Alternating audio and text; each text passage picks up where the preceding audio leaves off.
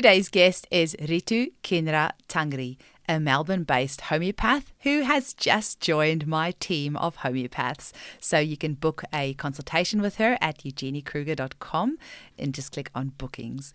So the lovely Ritu has got a wealth of knowledge in treating clients with homeopathy. She's also written a book called Materia Medica for students, which you can find on Amazon. And in this episode, she'll be speaking with us about the importance of gut health and how we can use homeopathy parallel to pharmaceutical medication. She also has some great cases that she's sharing with us, and make sure you listen right to the end where we actually just end up having a really fun, casual chat.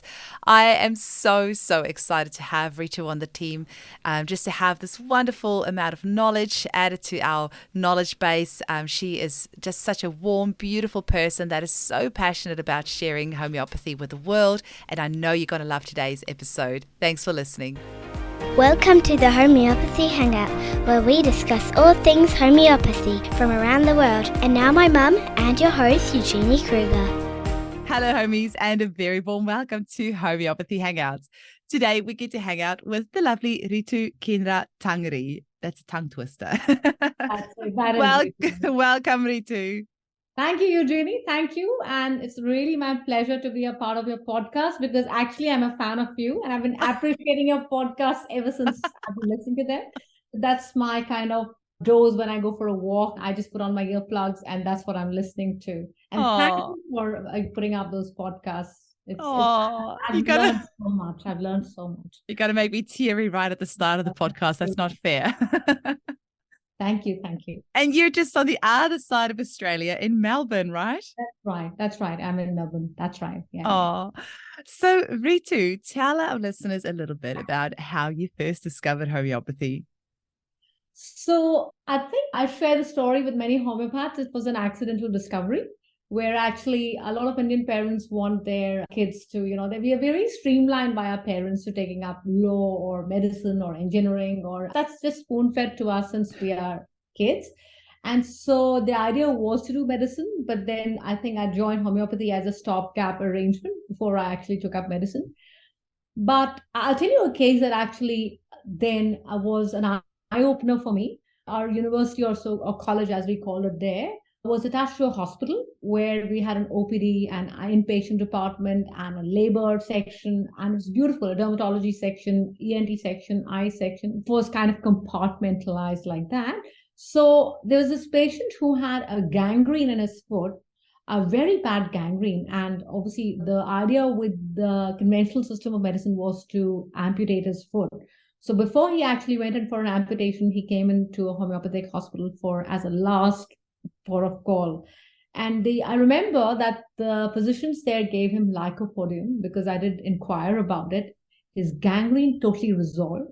And I was quite shocked. Yes. I would think something like gunpowder or pyrogen or something like that. They gave lycopodium. They gave lycopodium. I don't know how they worked it out. It's obviously probably a constitutional. But as a very inquiring mind and as a very skeptical mind, I thought, that really actually did work.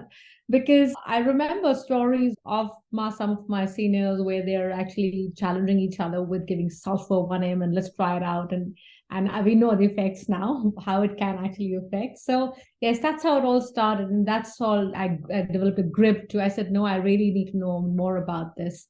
And yes, and that was my journey. So it was a 5.5-year degree course, which I did, which is called Bachelor of Homeopathic Medicine and Surgery from University of Delhi. And then I followed it up with doing a postgraduate course from British Institute of Homeopathy. So that's what my education was.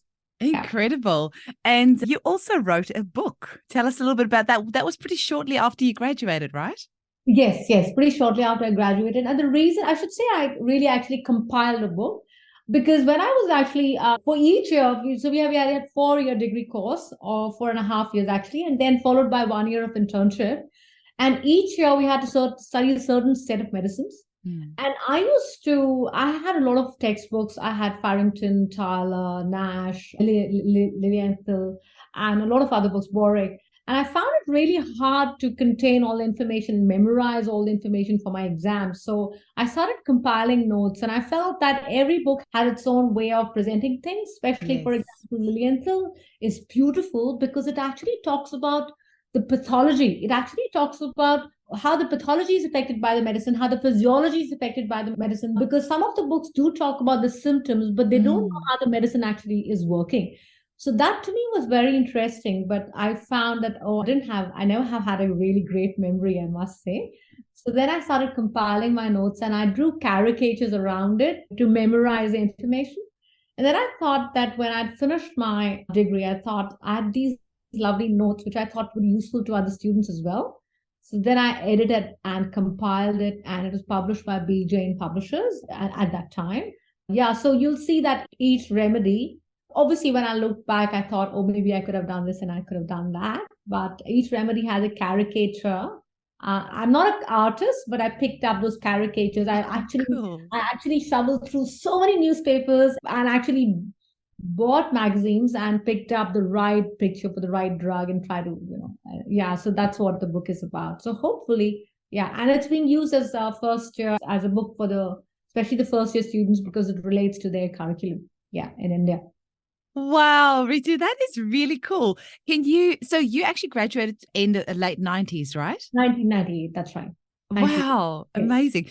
Can you tell me the name of that author, the Lillian? I don't actually think I've heard of that. Lilienthal. Yeah, I think I've got it, but it's not in a great condition. How do you spell that? Farrington is one of them. I've got Farrington, but there's that Lillian one. I can't believe I haven't heard of that. And I'm guessing Fartak you would have as well, because I know that's a big one in India. I really like the Fartak. Yes. So it's Lil. I think I've got Kent as well with me. I just double check. I'll probably put that in my notes for you. But Yes. Lilenthatral, as far as I remember, but I stand corrected. Yes. Okay. I cannot believe I haven't heard of that author before, but you have really piqued my interest there, because I agree with you. Like, it's really nice if you can have the explanation of exactly how, on a pathological level, the remedy works. Medicines are working. Yes. So for that in-depth thinking, I think, and for example, now when you read about it, for example, we know arnica is a vasodilator, but once we understand the concept, we are able to apply it, because I think it's hard to memorize information about so many drugs and where all it can work.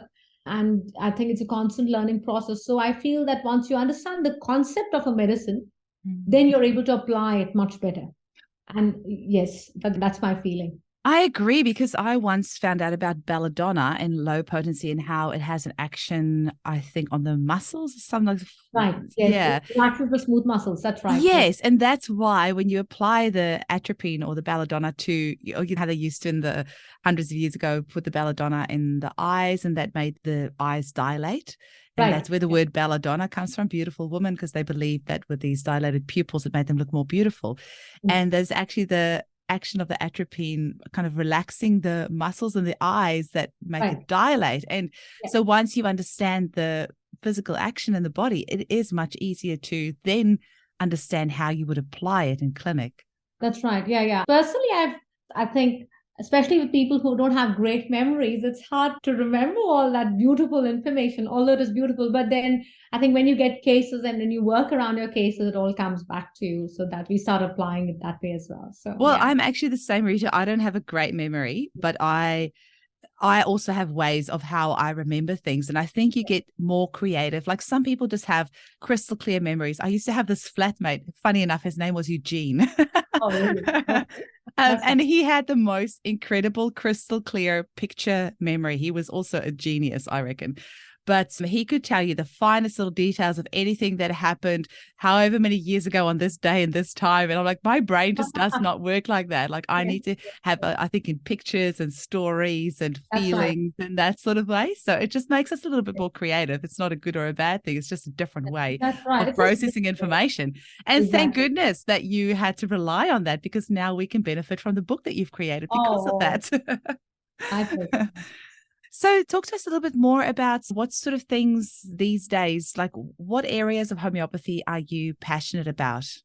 I really want, through your podcast, I want to inform people and I want to enable them and I want them to feel confident about taking homeopathic medicines. For myself, I know, and for my family, I know that the last thing I would ever go in for is conventional medicine. And not because it's not important. I'm not saying, because it is really important. It's important that we have it around us, important that we understand what tool to use when. I think that knowledge is really, really important. We do require antibiotics, we do require conventional medicine, but we have to enable ourselves to understand, oh, can I do without this, or do I really need this? And yes, I know, and I can understand that as a homeopath, I want our listeners also to feel more confident about taking homeopathic medicine as a first port of call. And you would see that even though you might be taking antibiotics, or you might be taking inhalers or steroids, you will see that if you start with homeopathy on a parallel line, you can slowly start tapering that off, and you will see that your episodes of recurrent infections also come down, and eventually it stops.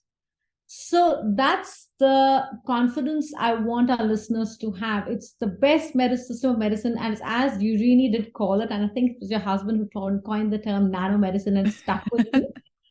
Oh, he'll be so happy to hear you say that. That's true. That's true. Because I think the word homeopathy can be mispronounced in a lot of different ways, so homeopathy or whatever. And I feel nanomedicine is a more effective and more technical and in the present moment term. Because it is truly a nanomedicine. And I feel that, I was just informing somebody about homeopathic medicines the other day, and I said, you see, when you take the plant alkaloid in its raw form, like when we go for a walk, we tell our kids not to have the berries. There might be something toxic in it. That's because it's alkaloid in its raw form. And that's why Hahnemann said that we need to potentize it so that we can negate the effects of the raw alkaloid and just have enough of the particle to activate or trigger our immune system. And that's what we want. And eventually, and I recently had a client, I'll tell you about. So this client had a fracture due to an accident. So obviously we were giving him the usual fracture medicines, and he was hospitalized. He was going through his treatment. But due to whatever treatment he was undergoing, he developed a postural cough, and he had a bad cough as soon as his head touched the pillow. And I said, well, I think that's a clear indication for Drosera. So I said, you can have Drosera. Let's take 3 doses and see how you go. And the next day, his wife called me up. He said, he's actually quite bad. He's worse than what he was yesterday. I was quite surprised, because I said, I'm very confident that Drosera should work. But I said, okay, let's wait for another day, and then we might change your medicine. The next day, she said, he's perfectly fine now. So what I'm coming to is that the immune system was triggered. It slightly sometimes flares up, and then it totally stops. So we do see that effect. The patient is perfectly fine now. So that's the confidence. And I also wanted to discuss the impacts of actually taking antibiotics on our gut health, because, for example, a case in point is the cases of tonsillitis and ear infections are so very, very common.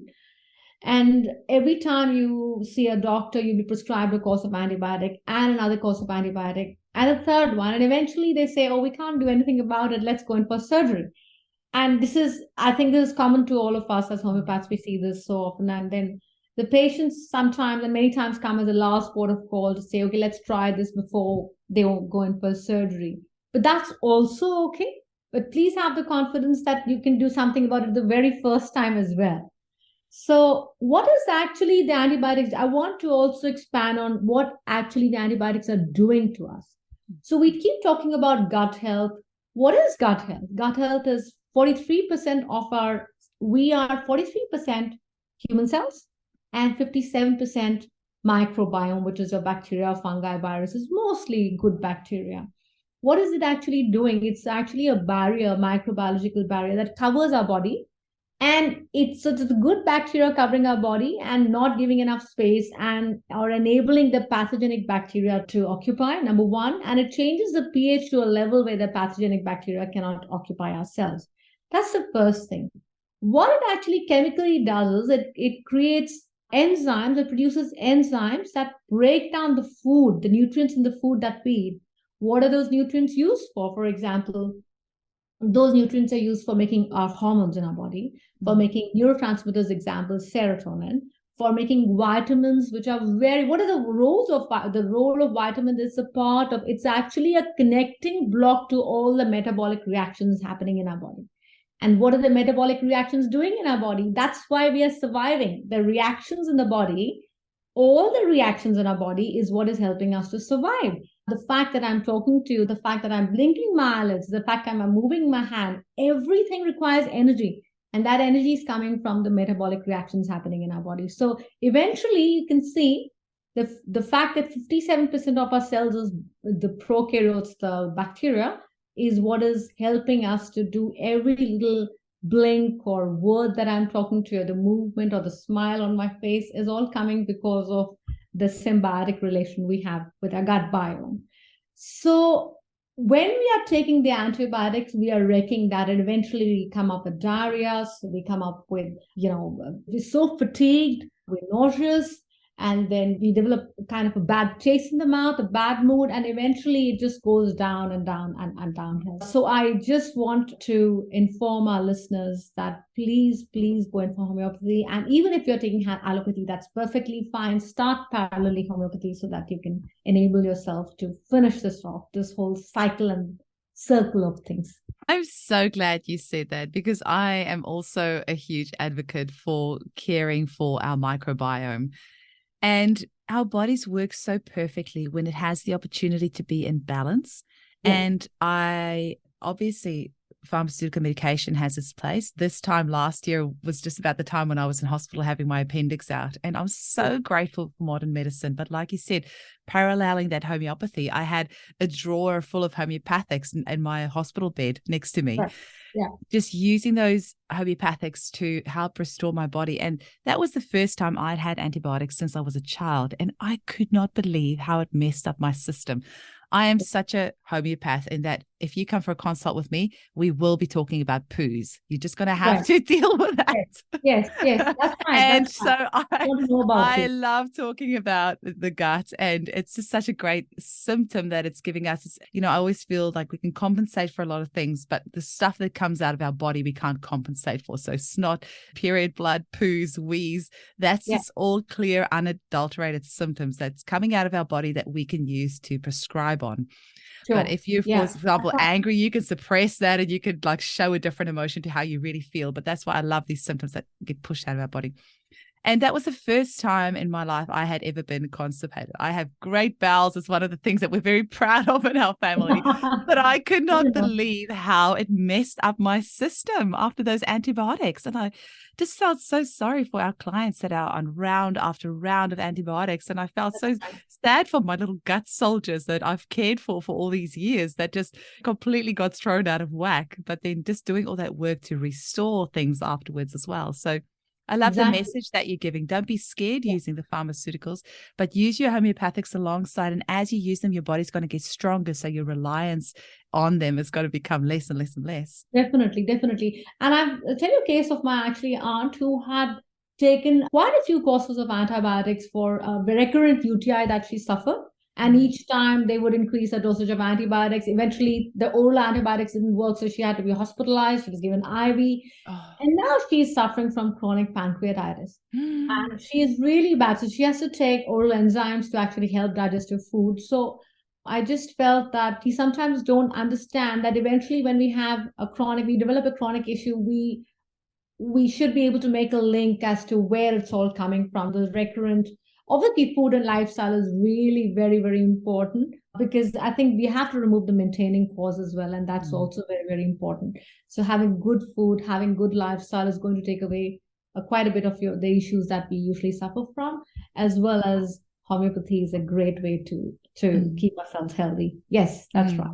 Yeah. Anything else you want to say about the microbiome? I love your passion for it. I could just see your whole face light up as you're talking about gut health, which is just, it's wonderful to see because it's just so important. And I think the more we start to understand the role of the microbiome, like one of the things that was mind blowing for me, because that statistic that you said about us actually having more microorganisms than cells in our body is fascinating. That's right. Yes. But that gut brain connection, when I found out that 80% of our serotonin is produced in our gut, not in our brain, that completely smashes this whole pharmaceutical model of just, giving SRIs or just focusing on mental health. Like you actually need to go a little bit deeper. Like where did that start from in the first place? That's right. Yes. Yeah, that's right. Because understanding So that's where our homeopathic individualization comes, where we actually try to understand the patient as a person, every person as an individual, every person has their own circumstances. And that's where we are what we are because of, whatever we carry from our, whatever input we've had from our parents, from our grandparents, our situations around us. And that's the person we are today. So homeopathy looks at you, and then we talk about miasms, which is your acquired miasms or your inherited miasms. And then we try to clear that base as well. So we give you a constitutional medicine where we understand your general symptoms. It could be your physical and mental symptoms, as well as we see what is a miasmatic trait you're carrying. So we try to remove that root cause by giving you an intercurrent miasmatic remedy. And that kind of helps to annihilate or remove any of those traits, or at least help to overcome those traits, and then you feel you're a much better and a healthier person in the longer run. So we are not attacking it from one end, we are trying to attack it from all ends in terms of individualizing your case, in terms of miasmatic prescription, and in terms of sometimes we're also now using bowel nostrils. There's so much we can do, and you've got so many tools to help our clients. Yes, that's right. I know you had a case of a bowel nosode as yes, well. Did you want to have a chat with us about that? Yes, I've recently had a case of, and this is really common. I've actually personally seen many cases of kids having colics, and I hope I'm pronouncing it the right way. Yeah, colic, yeah. So teenage girls and boys as well, kids under the age of 10 and even over the age of early puberty I've seen. That's so interesting. I wonder where that comes from, because it's just not an age where you would really think of it. So what I've understood is that, how as adults, when we have stress, we develop stiff necks, we develop migraines, we develop headaches. Kids usually present stress in form of stomach aches. Yes. I've seen that link with kids. And so this particular kid, I gave him Proteus because he had anger and tantrum issues as a bowel nosode. Along with that, I gave him Colocin. Initially, same thing happened. The first 2 days, the parents said, and they sent me actually a voice recording of his update of his progress. And they said he was the same. He still had the nausea. He was sent back from school. And many times this child has been sent back from school. And eventually, he said after third and fourth day onwards, and since that day, he's never had an issue with his colic. Oh. Another girl, similar case, but she was around 11, 12 years, early menarche or puberty, I would say. And then similar case of having colic, being sent back from school, but she was a more shy and, introverted. And I gave her pulsatilla looking at all her symptoms. Wow. And she was out of it. A mom came and collected pulsatilla from me just in case. So I said, please don't give it to her without speaking to me on the phone, because we don't want any overdosage as well. So we have to be careful about how many doses we are taking. So that's important. So yes, this is something I've seen. This is really common among kids.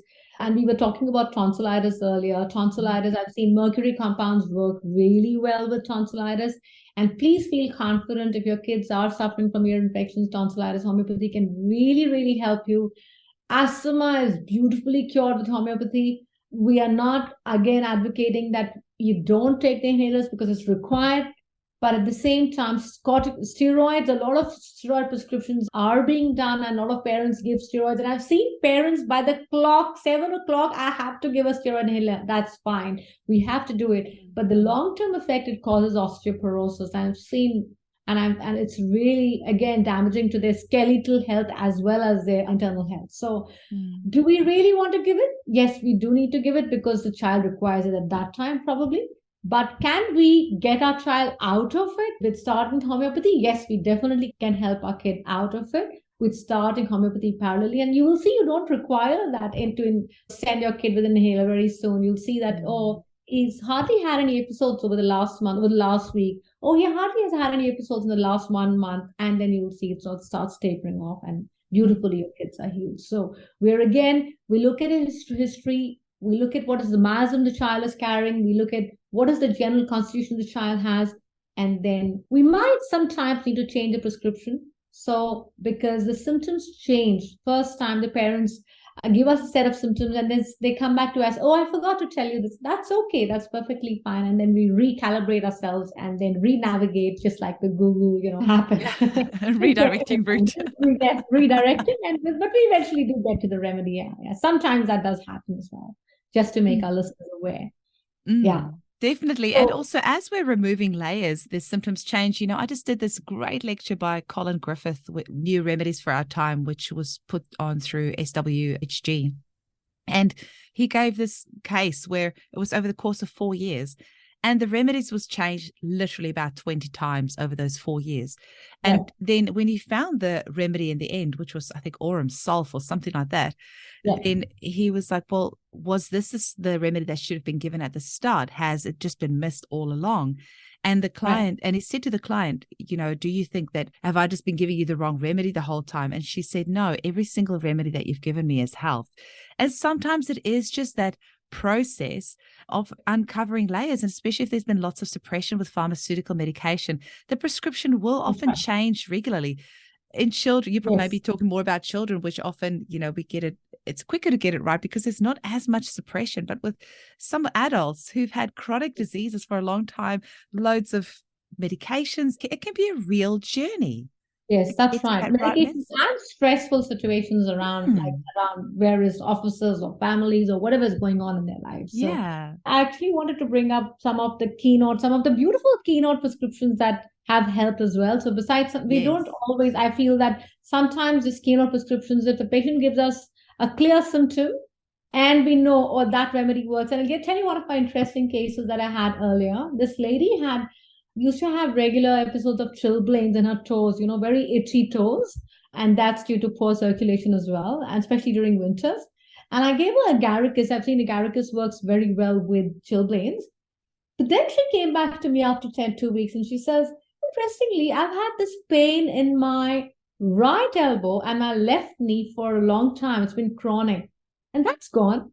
And I was surprised. So how does that work? And I checked up Agaricus, and it actually talks about pain in the alternate joint. So if you diagonal pain, Oh, no if you way. got right elbow, you got left knee pain, and left elbow, you got right knee pain. I said, "Oh my God!" Although I might have read through it, but I could never remember it had she not come back and told me that she took Garicus and how, and I gave it to her for chilblain. So that was an interesting discovery for me, and I never forgot the use of agaricus. If I've never had a case like that ever again, but yeah, that stayed with me. That Can was a I good. can I Yes, quickly tell you something really funny? yes, So you said, oh, and about keynote prescribing. And as you said that, I thought to myself, oh, I have to share this funny thing about I'm still yeah. waiting for like the most craziest keynotes, still waiting for a client to come into my clinic one day and say, Eugenie, I've never told anyone this before, but every time, and I feel a bit silly saying it, but every time I open the fridge door and I see a mushroom, I feel like the Yeah. mushroom is telling me to fall on a sword and kill myself. And that's the keynote for Agaricus. And so as Oh, I'm thinking this in my brain, you're telling this story about Agaricus. I'm like, oh, this is oh God, freaky. it's freaky. A lot of stories about the agaricus. Some of the others I've found really, so verbascum now, verbascum I've found works really well with neuralgia, toothache, especially radiating to the ears on the left side. It has got really beautiful results with toothache radiating to the left side. And yeah, so that's one thing that I thought works really well. I've Mm, had this lady, another one having, this is kind of keynote and a bit of constitutional prescribing where I have, so a lot of women suffer from regular thrush. Now, I'm not mm, again advocating that do you take the remedy, but I'm just saying what helped her. So in the longer run, and again, she took a lot of those antifungal treatments, and each time it just kept getting worse. And I know it's so hard to even function if you've got that constant burning and itching sensation. You just can't function. mm. So for her, particularly Serenum and Caladium did help her. A dose of Serenum, we had a miasmatic prescription and Caladium, and it Ah. cleared the case beautifully. Another interesting case was where this patient had come with, now, the fun part about it is that you would hear all of these funny feelings in a homeopathic repertory, you'd find them, but you would never, ever, if you go to a conventional physician and you talk to them and they'll say, oh, what are you talking about? So this lady had this feeling that something's moving on the left side of her abdomen. And she just had to constantly press it down with literally the palm of her hand to bring that feeling down, to suppress that, because she said it's not painful at all, but I just can't stand it. It's as if something's, and she was definitely not pregnant, but she had this constant moving sensation as if it's pulling her from inside. So, and eventually, I think I changed a couple of remedies, and eventually, what worked for us through and this is within a week. So Thuya. It's got Thuya, that yeah. sensation of something alive in the Yeah, abdomen. something Hey, like I had that once that. where I felt like something was moving in my abdomen and I knew I wasn't pregnant. And I took a dose of Thuya and it did help. It did help. Yes, Yeah. yes, yes. So I said, like, sometimes they've got this, for example, plumber met has this feeling where you're pulled in by a rope in your abdomen. Now, I Uh-huh. think anybody else, if you were to tell those strange feelings to any other physician, so should I say, and they'll laugh at it because, and I would have laughed at it had I not been a physician myself. But I understand that a homeopath wants to hear all this, and we can actually treat you with those the stranger the symptom that we for us. Oh wow! Can you please tell us something more so that it helps us to actually taper down and actually hit the nail really in terms of our remedies. So that's beautiful, and that's some of the. I had this another case of urticaria where this child had come, 6-year-old child, just slightly on the yeah. So she actually had urticaria, chronic urticaria. I gave her urtica urins, apis. We tried a couple of medicines. So she had temporary relief, but it came up. Then I asked the parents to get some blood tests done, which the parents did. And she, at that age, had fatty liver. Oh, wow. Parents said that I think she's been having a lot of those chicken nuggets on a regular basis. So every morning her breakfast was chicken nuggets. And I said, they said they were all working, so they didn't have much time, or every evening, one of those times, really. So I did kind of chart out a little meal plan for them. And I said, it's really important that we give her a lot of salads along with at least one bowl of a little bit of lettuce and cucumber and some more homemade fresh meals. So we kind of then helped tackle a fatty liver along with urticaria, and she did come out of the issue. So sometimes we might have to go deeper beyond what is causing the problem. So sometimes some keynote prescriptions don't work well till we actually get into the depths of what's actually causing the issue. So that was one of the beautiful cases that the girl was really off. Yeah. So can I add something what you said about the sensations? That is why I have this podcast, because I want our listeners to understand that the weirder the stuff they tell us, the better. Because most of them come from an allopathic background where they are kind of trained from a young age as to the things that you would say to a doctor, a medical doctor, and the things that you shouldn't. So they are trained that it's not useful giving too much deep and meaningful information to a doctor because they can't really do anything with it. Right. I want our listeners to retrain their thinking about the types of information that is helpful for us to know, so that we can all, as practitioners, then get better results, because we're kind of training our listeners on the type of stuff that we need to get to your minimum quicker. So I'm really glad that you brought that up, because that is what the show is all about. Exactly. And that sometimes the patients feel that they think, oh, what is the other person going to think about me? Or they have this self-doubt thing, which is I think the person you can really open up to very well is a homeopath, because a homeopath is waiting to really hear all this from you and then prescribe you something from their magic box, because they know something's going to come up that's going to heal you, definitely. So yeah, we got a lot of those magic pills around. That's true. Yeah. I know you had some more cases of tonsillitis, I think. So I think were you going to talk to us a little bit more about the mercury compounds and maybe some remedies that are in that mercury family, or how you've used them? Yeah, basically, I've used mercury. I've seen mercury compounds are very helpful with tonsillitis. Merc cyanitis, Merc iode, iode rubor, and Merc bin iode are two of them, which are specific for right and left sided tonsillitis. Or I think I'm saying the other way around. And Merck salt compounds, Merck cyanide, especially, as I said, I've found it really useful in quinsy.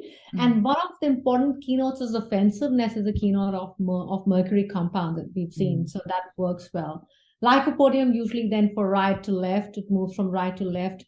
Lachesis is from left to right, worse lying down. So those are those symptoms. So I think we've seen some great results with so I give my message here again to the parents or to the listeners is that homeopathy can do a lot. And each time you're taking homeopathic medicines, be a bit patient. You will see that the recurrence of infection comes down anyhow.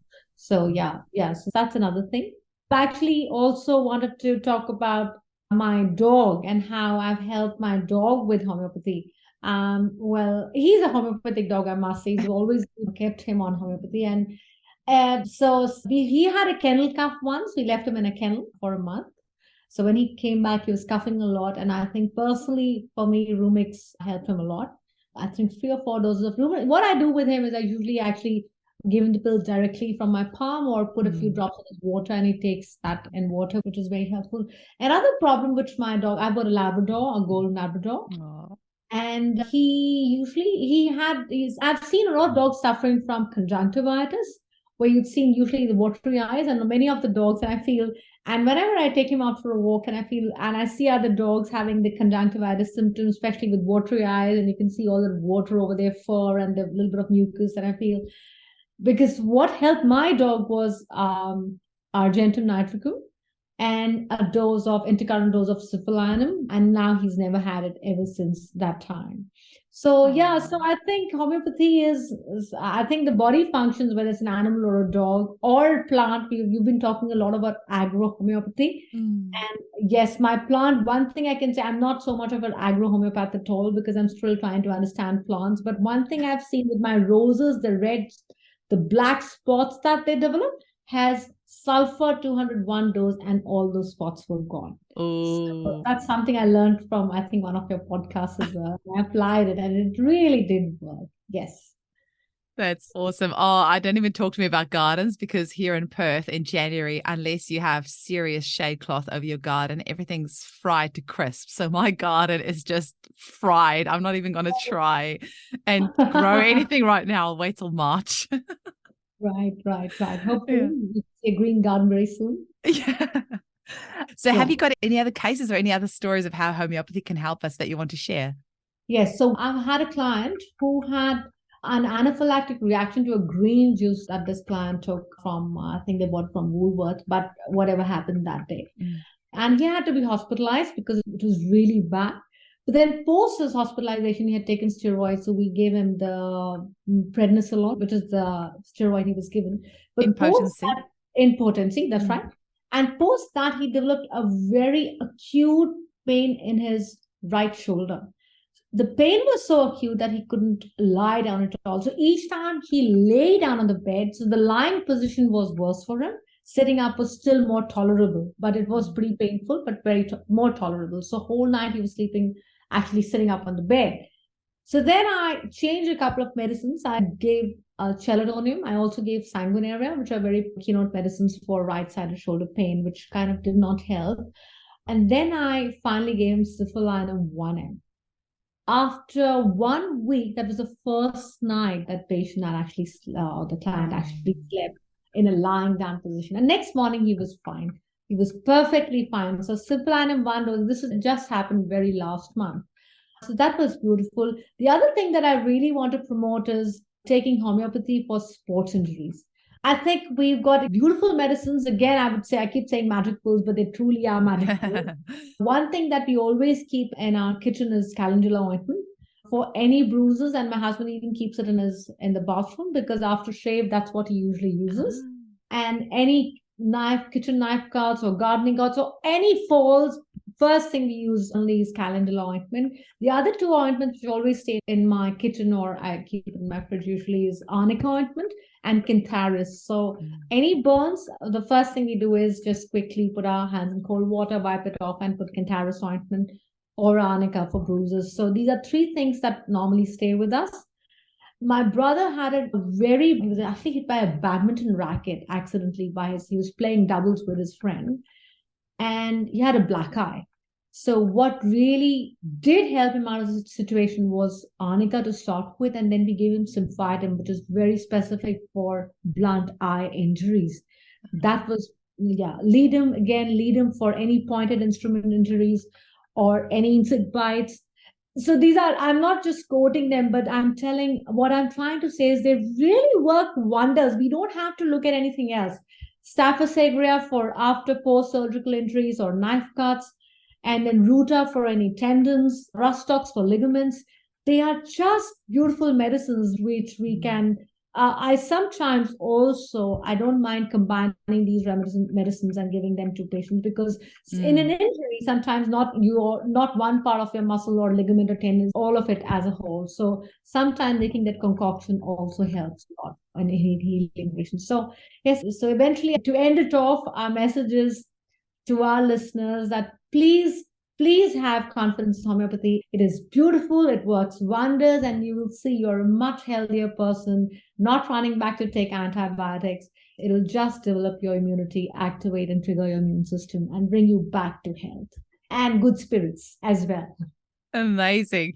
Now, just a little, shall we leave the little surprise right here to the end, is that Ritu is going to be joining my team of homeopaths, which is very exciting. But if people want to make a booking, do you have your own booking system as well that you want us to link in the show notes?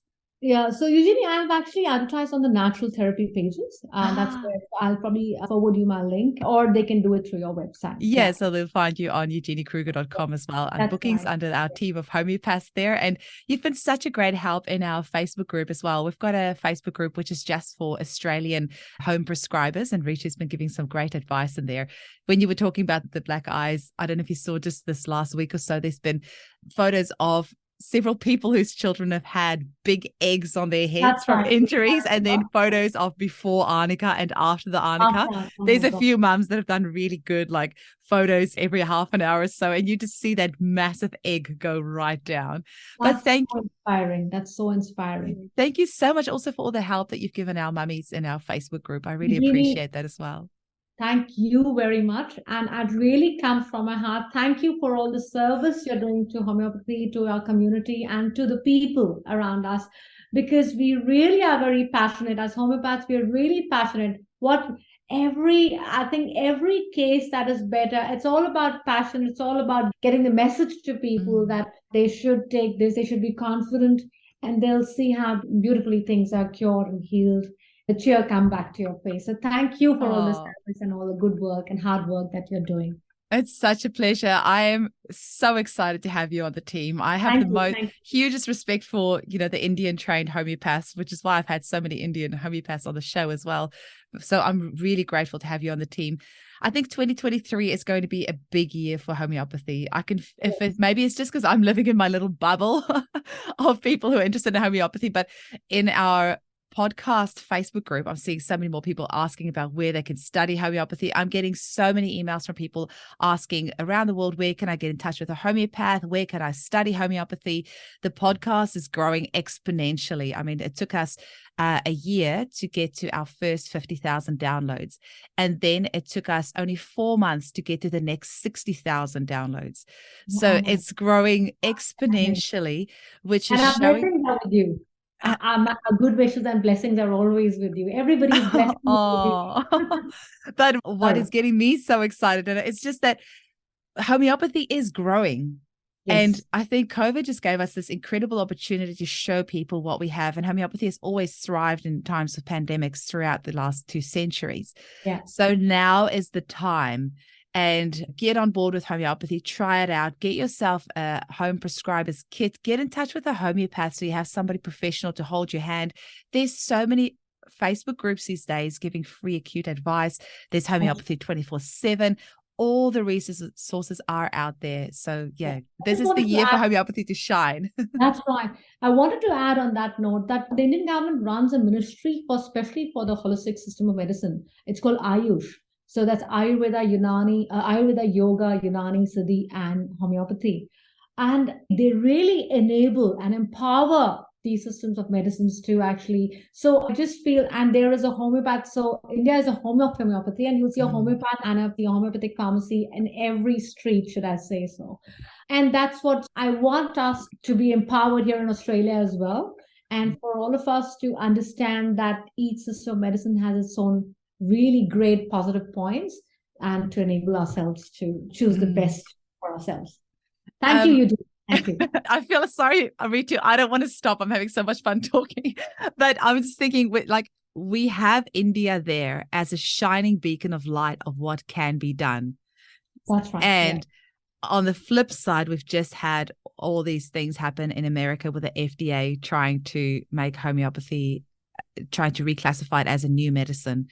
That's illegally right. they can't, because it's Yeah. actually written into their constitution. So what they're doing is against their constitution. So we have these two polar opposites. And Yeah. in New Zealand, there's some things brewing at the moment, which I'm hoping to have somebody from New Zealand on the podcast soon to talk about what's happening there with some new legislation and things that they're trying to bring in there. And Australia is never safe when it comes to homeopathy, That's right. So we need to not for 1 second think that homeopathy is safe over here in Australia. We need to keep using it, keep demanding it, stay vigilant, and make sure that we're spreading the word. So we need to keep the Indian system of using homeopathy in our mind, that we can get there, but it takes all of us to spread the word and use it and demand it and make sure that other people know about it to keep it alive. Exactly. Yes. I totally agree with you. I think we need to demand it and we need to get the message across. That's really, really important. Yeah. I wish for once all the conventional doctors also tried homeopathy for some of the problems. Because I know, I've got a few friends who are doctors who actually come to me for homeopathic consultation because they understand that giving antibiotics to their kids is something they don't want to do. So they say, so I'm like, and they know, I think there's some, I feel, a matter of guilt there as well, because they know that it's going to it's going to wreck their system. So even people who are doctors who are practicing conventional medicine understand what it's doing to their system, themselves, or to their kids, or to their families. But there is no other solution they have. So we are giving a solution. There is a solution. That's what we're trying to say. I have so many nurse clients. Heaps. Yeah. I don't think I've got a doctor. No, I don't. I've just got loads of nurses who are clients of mine. Right. And I always think that this is a generalization, but I think every medical doctor and every medical nurse goes in with the deep desire to want to help people. That's why they go into that profession. And I feel like a lot of them somewhere along the way lose themselves because of that indoctrination, that kind of brainwashing, the pharma that comes in and gives them loads of training on pharmaceutical drugs. And I do feel that somewhere along the way they lose that. But I do think they've still got that glimmer of hope there somewhere, that they feel that things should be better. There should be a better way. We should have more to help people than just one or two things. And if that doesn't help, we don't have any other options. I know that they have that little voice inside of them that's telling them that. And I guess my other hope for 2023 is that more medical professionals will listen to that voice and realize it doesn't have to be one or the other. It can be both. We can have the best of both worlds. And more importantly, I hope they try it out. Why don't they try it out and see if it really works? So let's do it practically. Yes. Yes, I know. You see the results. So it's all about the results in the end, isn't it? It's all about the results based. So there are results and they're beautiful results. So I hope to be able to convince, I'm saying I, but we as a community, I think all homeopaths are a community. Yes. And we understand what we're talking about, to convince, change the mindsets of those. I think I personally feel the definition of a healer is you are a healer once you understand. You should have an open mind. A healer should have an open mind. You cannot be a healer if you've got a closed mindset. That's what scientists are about. Scientists can't come up with a hypothesis and say this is the only thing. The hypothesis is just a prediction. After that, you have to actually experiment and trial it out to actually reach the conclusion. And you cannot do that with a closed mind. You have to hypothesize things. Okay, if there is a hypothesis, why don't we then try it out and see what is the end result? So that will only come with an open mind. We have to have an open mind. And even if there's something good about Ayurveda, or any other system, or acupuncture or chiropractic, I have to have an open mind. I have to see so my intention as a physician, and I call myself a physician because my intention is to, what is my ultimate goal or aim is to heal my patient.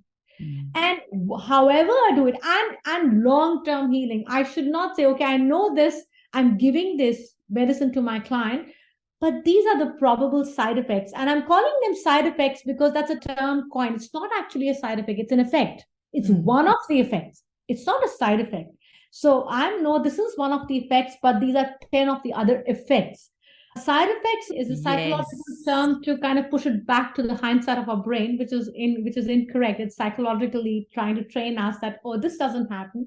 For example, you've seen patients who are suffering from hypertension. I can't exactly pinpoint the medicine, but I know that it leads to, one of the common side effects I've seen is on a cough, a dry cough. Mm. And those patients are then taking medicines for cough, whereas it is the medicine that is causing, and it actually totally disables them. And I've seen Yes. many clients having hypertensive medicines, and I don't want to say the name because I can't think of the name at the No, moment. do you know what? And I won't say any names, but it's somebody close to me is on a hypertension medication.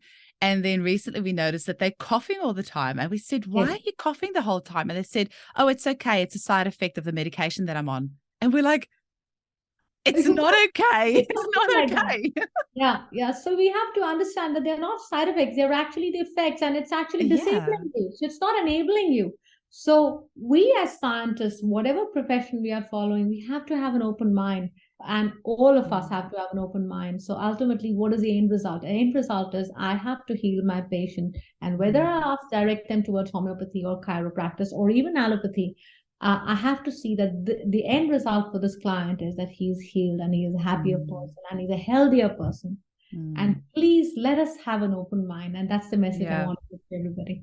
Yes. And actually, there's so much marketing involved in that because just like you said, calling it a side effect just makes the patient feel like, oh, it's okay. It's just like a side effect, but it is actually an effect. I love how you made that distinction. And the other marketing term that always annoys me is the word immunization, because it sounds like a good thing. It sounds like, oh, I am making my immune system stronger in some sort of mechanical way, sorry, chemical way, artificial way. I'm somehow improving on something that's already perfect. But we really need to use the correct term, which is vaccination. And That's right. but from a marketing point of view, the pharmaceutical companies and the doctors like to use the word immunization because it sounds nicer than the word Sounds vaccination, nicer, which is yes. what it actually is.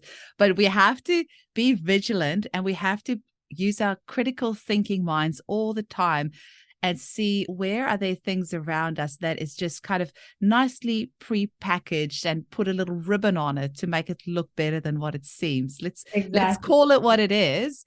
Let's And put nanomedicine then. yeah, exactly. Let's So, do it. which is true actually, because Oh, this is Rita, my husband's going to love you. He's just going to be so happy to hear that word used. I think I'm going to team up with him and recoin this rephrase homeopathy now because I want to make it more impactful, and I think it all Yeah, starts from the word go. You see, it does. It it does does. start from the word go. So yes, Rita, yeah. Thank you so much. Yeah, I'm so excited to have you on the team. This has been a thank you. wonderful episode to kick off the new year with. And yeah, I'm excited about 2023. Let's bring it on. Yeah, same here, Eugenie. Thank you so much for having me on board, and it's totally my pleasure. And I hope that we are, as a team, are able to heal our clients, which is our only intention, and purely and only Absolutely. intention is to see you all coming through the other end and a happier, healthier person And thriving. and thriving. Most important. I talk to you very soon. Yes, Bye. stay blessed and be happy. Thank you so much. Thank you. Lovely speaking to you. Take care.